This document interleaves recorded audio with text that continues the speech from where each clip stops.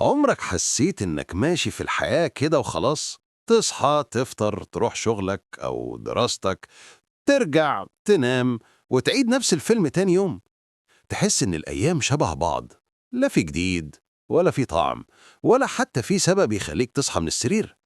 تحس إنك بتتنفس بس مش عايش. اللحظة دي يا صاحبي، اللحظة اللي تحس فيها إنك تايه، هي بداية التغيير الحقيقي.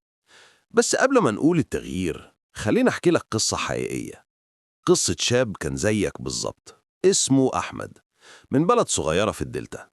كان متفوق زمان في المدرسة والناس كلها كانت شايفاه هتطلع دكتور أو مهندس. بس لما دخل الجامعة الدنيا اتقلبت. بدأ يحس إن اللي بيعمله ملوش معنى، مش حابب المجال ولا شايف نفسه فيه. كل يوم بيعدي وهو حاسس إنه عايش حياة حد تاني، مش حياته.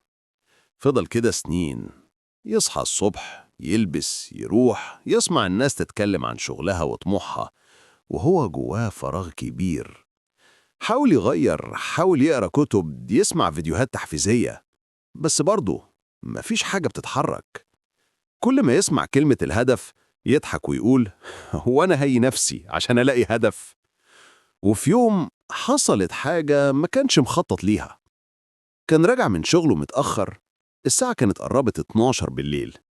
الشارع فاضي والمطر نازل خفيف.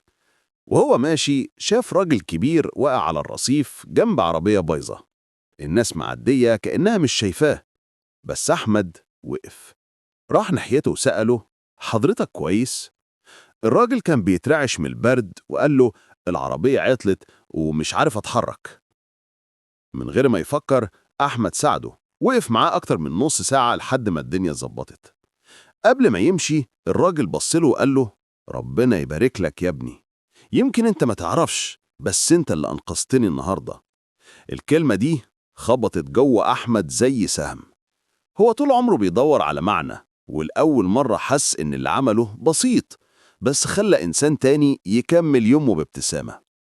ومن اللحظة دي بدأ يفهم: الهدف مش لازم يكون ضخم، مش لازم تبقى مشهور ولا غني ولا عندك متابعين بالملايين.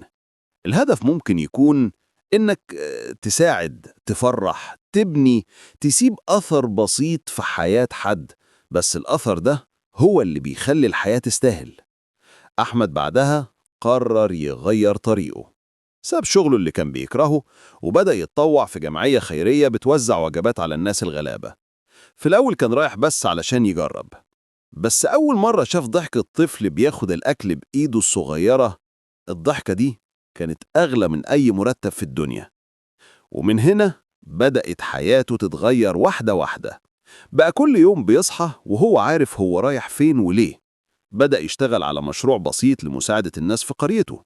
بدأ يعلم شباب إزاي يلاقوا شغفهم الحقيقي، وبدأ يحس إن كل يوم ليه قيمة. الناس كانت بتسأله: أنت ليه تتعب نفسك كده؟ مش حرام تسيب شغلك الكبير وتشتغل في حاجات بسيطة؟ كان بيرد بهدوء: أنا دلوقتي عايش بجد، قبل كده كنت مجرد عايش وخلاص. بص يا صاحبي، الحياة مش دايما ماشية زي ما احنا عايزين، بس ربنا عمره ما خلقك عبث. لو كنت هنا فده معناه إن ليك دور، ليك معنى، ليك رسالة حتى لو صغيرة. يمكن هدفك لسه مش واضح، بس هتوصل له لما تبدأ تمشي، مش لما تقعد مستني. ابدأ بحاجة بسيطة: ساعد، ابتسم، سامح، اسمع حد محتاجك. كل خطوة صغيرة في الاتجاه الصح بتقربك من نفسك الحقيقية. وما تصدقش إنك محتاج تكون كامل عشان تبدأ. ابدأ وإنت مش جاهز، لأن الجاهزية بتيجي بعد أول خطوة مش قبلها. كل مرة تقع افتكر إن كل سقوط هو درس، وكل وجع بيقويك، وكل يوم جديد هو فرصة تبقى أحسن من امبارح. انت مش تايه، انت بس لسه ما سمعتش صوتك الداخلي بوضوح اللي بيقولك: قوم، ما تخافش، كمل. وأوعى تنسى، الحياة مش سبق ومش مقارنة مع حد. النجاح مش إنك توصل قبله، النجاح الحقيقي إنك توصل لنفسك وتعيش حياتك بمعناها مش بمعنى الناس ليها. وفي آخر الكلام، لو الفيديو ده حسسك بحاجة، لو خلى فيك فكرة تتحرك أو نقطة نور جواك ولعت، اعمل لايك للفيديو واشترك في القناة علشان نوصل الرسالة دي لأكبر عدد ممكن من الناس التايهة ومحتاجة كلمة بسيطة تغير يومها. افتكر دايما، اللي بيدور على هدفه هو اللي بيبدأ يعيش بجد.